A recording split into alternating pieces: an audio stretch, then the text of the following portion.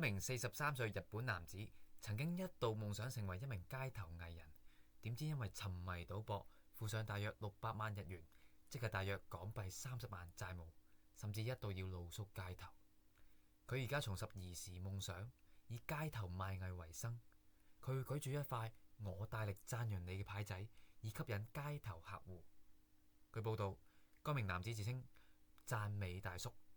佢指目前佢一日可以平均稱讚超過30人，單日收入可達1萬日元，即係大約港幣500蚊。以上讚美大叔嘅事例有冇帶俾你一啲啟發呢？